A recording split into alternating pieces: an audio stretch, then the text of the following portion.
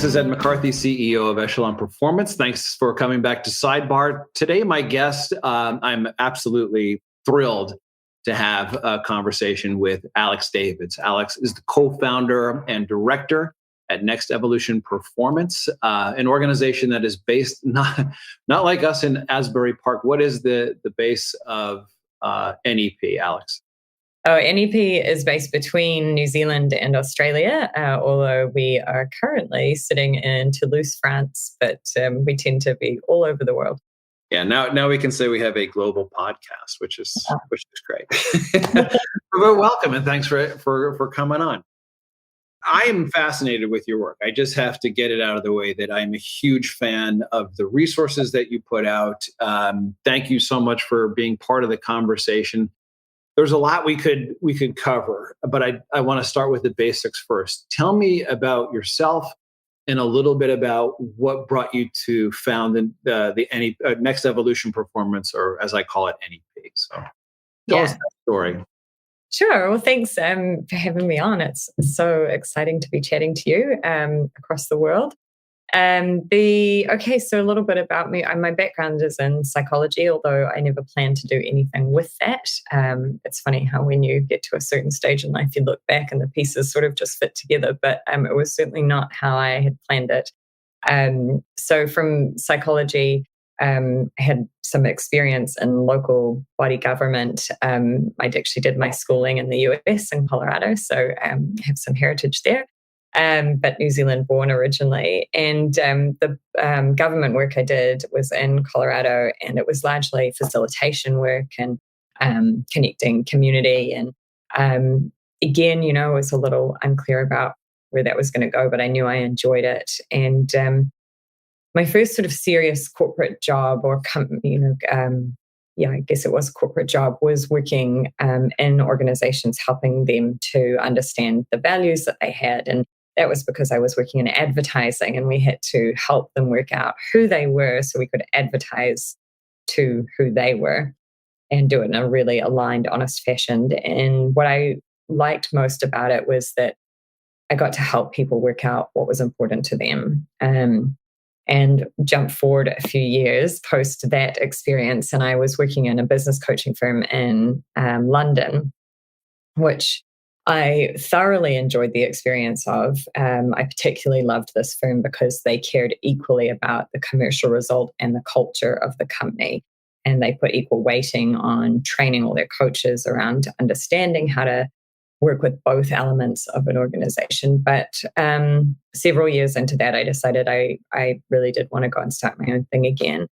And when I was asked where I was going to go and what I was going to do, I just said, look, I really love working with the people more than the business. And I see that the people that you're working with are all facing some pretty extreme forms of burnout, whether they've already been through it, or they can see it coming, or they've never been through it, but they really don't want to. But it seems to be a common theme. And I think that there's some work to be done to support those executives. So what ended up happening was that firm said, well, what if we helped you build something that was around exactly that? And I was really fortunate that that's exactly what we did. We brought together wellness specialists and neuroscience specialists, and we had our business coaching methodology, and we pulled it all together to address this issue of how do you remain high performing both in your personal and your professional life? Because as far as we were concerned, and still are to this day, you can't have one without the other. That a truly high performing person is taking care of all aspects of their life. Doesn't mean they're all working perfectly, but it means that they understand how one flows into the other.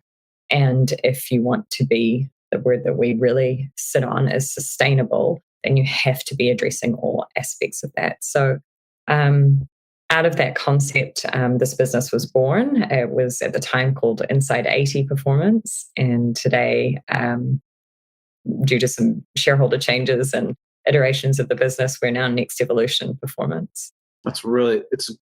Your work is fascinating. I'm going to give the URL now. I'll probably do it multiple times, but there are some incredible resources on your website. It's nextevolutionperformance.com. Is that right? That's it. Yeah. So let's talk about, there's two things I want to talk about first. Number one is burnout. And I think when you look at the current state of a lot of businesses, I think it's one of the probably the biggest cultural challenges that organizations are facing. We're post pandemic. People are slowly sort of coming back to the office. Things are kind of getting back to the way they were. How does a leader, a manager, start to recognize when burnout is setting into their team and or into themselves? Mm, yeah, it's a really good question. And we spend a lot of time when we workshop stuff with people, getting them to identify, first of all, their signs for overwhelm. So there's kind of two extremes when you look at what shows up for people when they're starting to head down that path. One is the person who goes completely internal and effectively shuts down, stops talking, stops responding. And then the other extreme of that is the person who tends to go overboard and gets almost manic and sort of jumps from one thing to the other really, really quickly. And that person is the really easy person to identify. The person down the other end of the spectrum who's gone very inward and quiet, they're often quite hard to identify. And so when we're working with teams, and even with just one-on-one with leaders, we say to them, do you know all your team's signs for burnout or signs for overwhelm? And if you can catch them when they're at the overwhelmed stage, you are going to have so much more success supporting them to come out of that than if you miss those signs and they tip over the edge and they're already heading down a track of high anxiety and effectively then you come into all those very dangerous areas of extreme signs of burnout. So knowing signs for it's really important. And I encourage teams and leaders to talk to each other about, what's the first thing you do when you feel like you're getting a bit overwhelmed. I certainly know that mine is how I show up at home, not how I show up at work. So work might be. I know the feeling. That's why I'm smiling. Sounds familiar. I think I would say almost the majority of people that I talk to would say the same thing. It might look a little different. A lot of people shut down at home. They come home, they don't want to talk to anyone and they don't engage in the home life. Certainly for me, it's I walk in the front door and I might have had a great day at work. But if I'm bordering on that overwhelmed space, then the first thing I do is probably snap at my children or my husband. And that's when I know, okay, there's one or two too many things going on here. Yeah, it's probably a very telling sign, especially if you've had a great day, a productive day, and you still go home and you have that feeling. A lot of the clients that we have, I should say, a lot of the people that we work with are first line managers. So they're working with sales teams, other commercial groups within life sciences industries, and you just gave us a really good example of things to start or things that are tell you that you're getting close to burnout. Are there other signs and symptoms? Because again, I might be able to recognize it in my team if I see somebody who's sort of shutting down, or to your point, like I didn't think about this, but the manic phase as well, just going overboard, trying to overcompensate. What about other internal signs that might tell me as a manager, I need to take a step back because this is going to start impacting my team, my family, and others around? Yeah, it's a great question. And it's a tough one to answer because it is different for everybody. So a big thing that we work with people on is just to get really, really self-aware. So start noticing things, start noticing what sends your energy up, what sends your energy down. It could be as small as the lighting in the room, the way people talk to you, certain people you interact with. And that piece of understanding yourself really well is going to support this next part, which is how do I know when I've got too much going on or when I'm not thinking clearly? And if you asked a group of people, the types of answers that you get are things like, I feel foggy, I don't know where to start, I don't know what my priorities are. So these are sort of the things that are kind of hidden, but only the person going through them would know. I almost freeze and I can't identify what my next step should be. I'm short, my attention span is short, those sorts of things. The physical things are easy to see. And most of us, or many people, have physical symptoms when they're feeling overwhelmed. They get headaches or they get tired easily. So the physical stuff's really easy to see, but the internal stuff, could be anything that where you can start to see that your effectiveness and your productivity is taking a hit. And it might be momentary, or it might be something that's lasting for a few days or a week. But that's that little tiny part of us that has to say, I see something different, and take a step back and work out what's going on. Yeah. That's probably the best first step, is to just become more aware or in tune with those physical symptoms of, call it stress, but you're starting to push the level of getting to that burnout phase.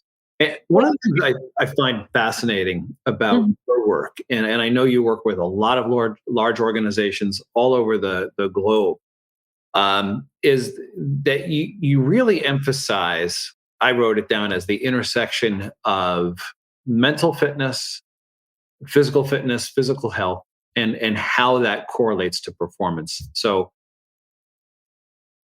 tell me a little bit about that, because we were talking before we started recording, just about organizations that are starting to put these pieces in place.